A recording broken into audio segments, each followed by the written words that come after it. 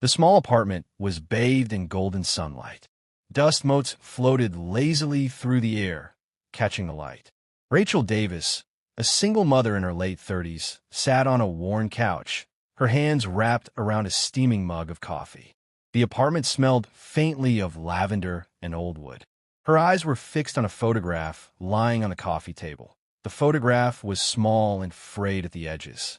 A little girl, no more than 5, with chestnut hair tied into uneven pigtails, smiled at the camera while hugging a worn teddy bear. That girl was her daughter, Lily.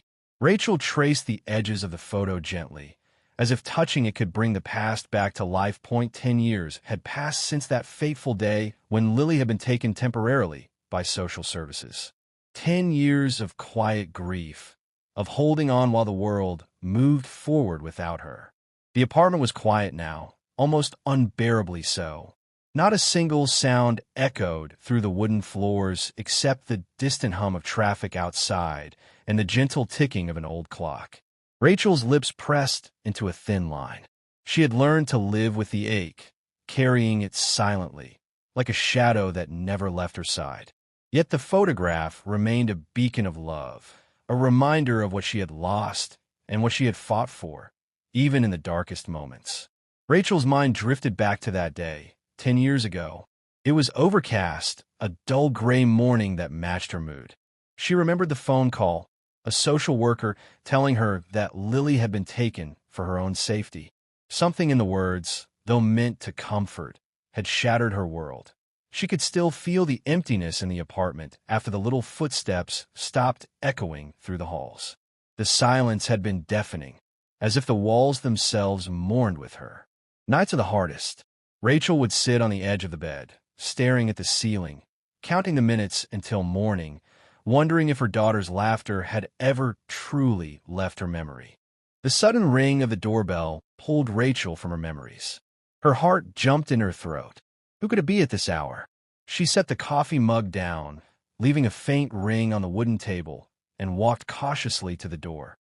When she opened it, she found a young woman standing there, maybe 18 years old, holding a folded envelope in trembling hands. Her eyes were wide, hesitant but warm. "Ms. Davis, I think this is yours," she whispered softly. Rachel's hand reached out almost instinctively. The envelope felt familiar, weighty with emotion she couldn't yet name. The handwriting on the front was small, careful, and strangely familiar, tiny loops and curves that whispered of innocence. Her pulse quickened as she realized what it was. Rachel closed the door behind the girl, her hands trembling as she carefully unfolded the envelope. The paper was yellowed slightly at the edges, as if it had been kept safe for years. The letter inside was written in small, neat handwriting. The words leapt off the page. "Mom, I miss you. I cry sometimes at night, but I know you're trying to come back for me. I hope you never give up on me, because I've never given up on you. One day, I will run into your arms, and it will all be okay again." Tears welled up in Rachel's eyes. 10 years of silence, 10 years of quiet grief, dissolved in that single moment. She pressed the letter to her chest, feeling her heartbeat in her fingertips. A part of her soul, hidden in shadow for so long, suddenly breathed again. Clutching the letter, Rachel stepped into the city streets. The morning air was crisp, filled with the scent of coffee, fresh bread, and gasoline from the traffic. Memories flooded her mind. The sleepless nights, the endless hours of work, the tiny victories that had kept her going. Every step she took felt like a small battle and a small victory simultaneously. The letter burned in her pocket, a fragile promise of reunion. She passed cafes, crowded sidewalks, and street performers, but her focus was on one destination, the park where she had last held Lily, the place that had always remained sacred in her heart. The park was quiet this morning. The swings swayed gently in the breeze, empty but for the soft chirping of birds. Rachel's heart pounded as she approached the familiar spot where she had last hugged Lily. The sight of the playground stirred a flood of memories. Laughter, scraped knees, ice cream on hot summer days. She closed her eyes and inhaled deeply, the scent of freshly cut grass mingling with the faint aroma of blooming flowers. Every step toward the old oak tree felt like a step back in time. She could almost hear Lily's giggle echoing in the air, a sound that had been missing for a decade. A sense of anticipation and fear twisted in her chest. What if Lily didn't recognize her? What if the years had changed them both too much? But even with the fear, hope blazed brighter than it ever had. From across the playground, Rachel saw her, Lily. Older now, no longer the small child in the photograph, but a young woman standing nervously by the sandbox. Her chestnut hair was longer, tied loosely in a braid, and she clutched the same worn teddy bear that had traveled with her through foster homes and temporary guardians. Rachel's knees weakened. She took a careful step forward. Lily's eyes met hers, wide, searching, and full of emotion. Recognition flickered in the young woman's gaze, and for a moment, the world seemed to still. The years of distance, of separation, melted away in the quiet understanding between mother and daughter. Rachel whispered Lily's name, barely louder than a breath. "Mom?" Lily's voice trembled, carrying both hope and fear. "Yes, it's me, Lily. I'm here." Lily took a hesitant step forward. Rachel extended her arms, her eyes glistening with tears. For a long moment, neither moved, as if measuring the impossibility of this reunion. Then, slowly, Lily ran into her mother's embrace. The hug was awkward at first, tentative, fragile, but the layers of 10 years of longing, grief, and unanswered questions began to dissolve. Rachel pressed her cheek against Lily's hair, inhaling the familiar scent she had dreamed about for a decade. "I thought you'd never find me," Lily whispered, voice muffled by Rachel's shoulder. "I never gave up," Rachel murmured. "Never, not for a second." Around them, the city continued its morning rhythm, but for Rachel and Lily, the world had narrowed to this single, perfect moment. They sat together on the park bench, sunlight falling through the leaves above. Lily spoke softly, telling Rachel about the years she had spent in foster care, the kindness of strangers, and the nights she had cried herself to sleep wondering if her mother was still looking for her. Rachel listened intently, each story a dagger and a balm at the same time. She shared her own journey, the quiet struggles, the relentless hope, the nights spent staring at Lily's photograph wishing for a miracle. Each word built a bridge over the gap of 10 lost years. The air was heavy with emotion, yet lighter than it had ever been. Finally, a fragile smile appeared on Lily's face. "Mom, we're really together again." "Yes," Rachel replied, holding her daughter's hand tightly. "We're finally home." The sun climbed higher, bathing the park in warmth. Rachel and Lily stood up, walking slowly toward the fountain at the center, their fingers intertwined. "I want to know everything," Rachel said softly. "Every little thing I missed. And I want to hear your stories too," Lily replied. "All the struggles, all the hopes. I want to understand you the way you've always understood me." They stopped by the fountain, watching the water shimmer. The city hummed around them, but for the first time in 10 years, silence was not empty. It was full of possibilities. Rachel hugged Lily once more, silently vowing to never let distance or fear take her daughter away again.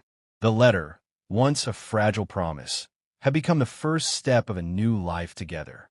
Rachel led Lily back to her small apartment. Every step inside felt surreal. Walls that had once felt empty now resonated with the possibility of life and laughter again.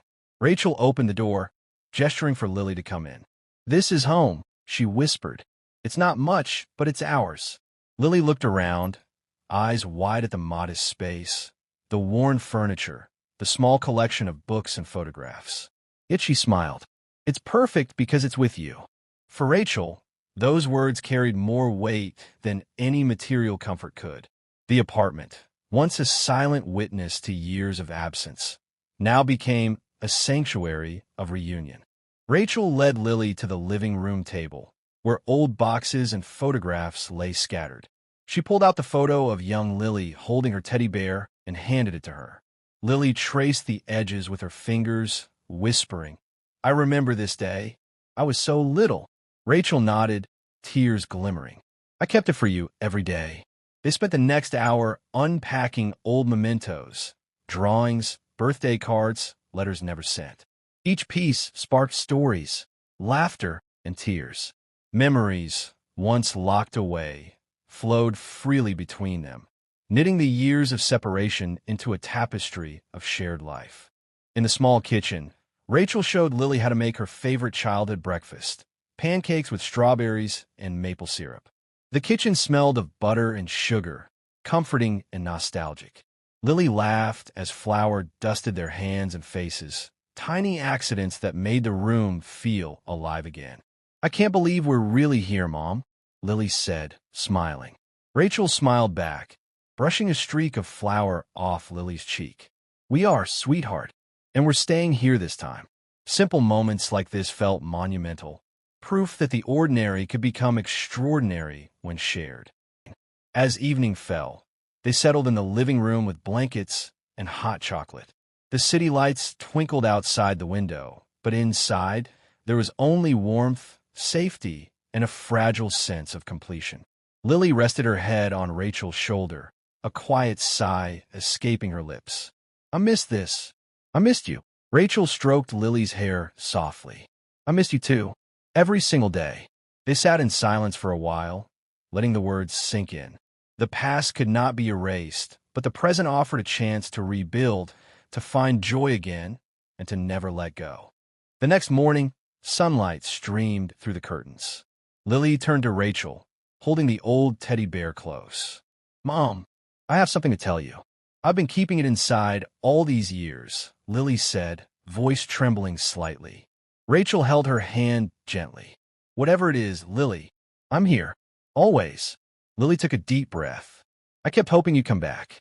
I wrote letters I never sent, and I kept your photograph with me every day. You were my reason to keep going." Tears welled in Rachel's eyes. "And you were mine. We never stopped holding on, even when we couldn't see each other." Rachel and Lily sat at the small kitchen table, planning the days ahead. Lily wanted to go back to school, to reconnect with friends, and to explore hobbies she had abandoned. Rachel promised to support every step, every dream. "It's like starting over," Rachel said softly. "Yes," Lily agreed, eyes shining. "But this time we do it together." Hope was no longer fragile. It felt tangible, a blueprint for a life they would build side by side. In the afternoon, they ventured out into the city together. Rachel pointed out favorite spots: the bakery with the best croissants, the little bookstore tucked between tall buildings. Lily's laughter rang out as they navigated crowded streets, her hand firmly in her mother's. Every sound, every sight was infused with wonder, a city they were rediscovering together. The reunion wasn't just emotional, it was grounding. Life outside the apartment walls awaited, full of possibility. Back at the apartment, Rachel's phone rang. The number was unknown. She answered cautiously. "Ms. Davis? This is Claire from Social Services," the voice said. "I wanted to let you know we have a new program for reunified families to support you as you reconnect. I think it could help you and Lily." Rachel glanced at Lily, who smiled. "It feels like everything is finally aligning," Rachel said softly. It was a small step, but one that hinted at stability and support, a reminder that the world could be gentle, not just cruel. That evening, Rachel cooked a simple dinner, and they ate at the small dining table, candlelight flickering. Conversation flowed easily, jokes, stories, and shared memories. "This feels normal," Lily said, taking a bite. "Yes," Rachel replied, smiling. "But it's even better because it's us." For the first time in 10 years, dinner was not a reminder of loss, but a celebration of presence. After dinner, they stood by the window, looking at the city skyline bathed in twilight. The hum of life below was comforting, a reminder that the world kept moving, but they could move with it together. Rachel held Lily's hand tightly. "No more distance. No more lost time," she whispered. Lily leaned into her mother, feeling the safety and certainty she had longed for. The past 10 years had been hard, but now, together, they could face tomorrow. The next morning, Lily stood outside the school enrollment office, nervously twisting the strap of her backpack. Rachel squeezed her hand gently. "You're going to be okay," she whispered. Lily nodded, though her eyes darted around anxiously. It's just been a long time since I felt like I belonged anywhere. Rachel cupped Lily's face softly. You belong with me, and anywhere you go from here, you won't be alone. They walked into the office together, ready to fill out forms, ready to face a new chapter. For the first time in a decade, the future didn't feel intimidating. It felt possible. The long hallway buzzed with chatter, students laughing, lockers slamming, footsteps echoing. Lily hesitated, her fingers brushing the old teddy bear keychain on her bag. You okay? Rachel asked. Lily inhaled deeply. Yeah, it just feels strange, like I'm stepping into a world I missed out on. Rachel smiled gently. Then let today be your first step back in. Lily gave a small nod before entering her classroom. Rachel watched from the hallway, pride swelling in her chest. Her daughter was strong, stronger than she had ever known. Inside the teacher's office, Rachel sat across from Ms. Carter, a kind-eyed woman with gentle posture. She's been through a lot, Rachel said softly, not wanting pity, only understanding. Ms. Carter nodded. I can see strength in her. We'll make sure she gets the support she needs. Rachel exhaled, tension easing from her shoulders. It was the first time in years she felt like someone else was rooting for them too. After school, Lily and Rachel walked home together.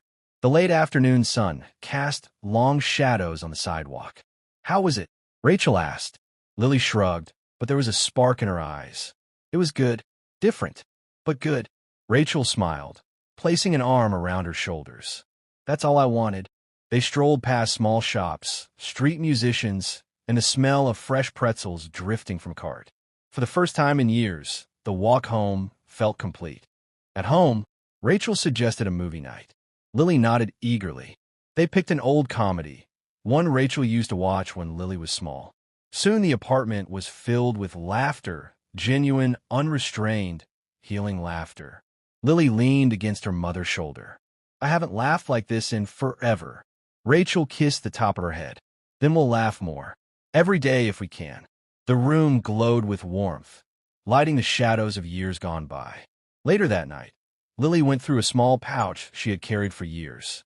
She pulled out a folded, worn-out paper. What's that? Rachel asked softly. Lily hesitated, then handed it to her. It's the first letter I ever wrote to you, but I never got to send it. Rachel unfolded it with trembling hands. The childish handwriting read, Mom, I hope you come find me soon. I'm scared without you. Rachel pressed the letter to her chest, overcome with emotion. Thank you for keeping this. Lily whispered. It kept me close to you. Rachel reached for Lily's hands, holding them gently but firmly. No more lost letters. No more unsent words, she whispered. From now on, we say everything. All of it. Lily nodded, her eyes glistening. I don't want to hide anything anymore. Rachel embraced her tightly. You never have to. The air felt lighter, like a weight both had carried silently had finally been lifted. When Lily finally went to bed, she looked around the softly lit room. She whispered to herself, This is home. Rachel peeked in, watching her daughter snuggle beneath the blankets. A rare peace settled over Rachel's heart. A peace she had begged the universe for, night after lonely night. She switched off the light and whispered, Good night, sweetheart. Back in the living room, Rachel finally let the tears fall freely. Tears of relief, joy, exhaustion, and gratitude. She had spent years imagining this moment, fearing it might never come. But her daughter was home, really home. She held the letter Lily had given her and whispered, Thank you for waiting for me.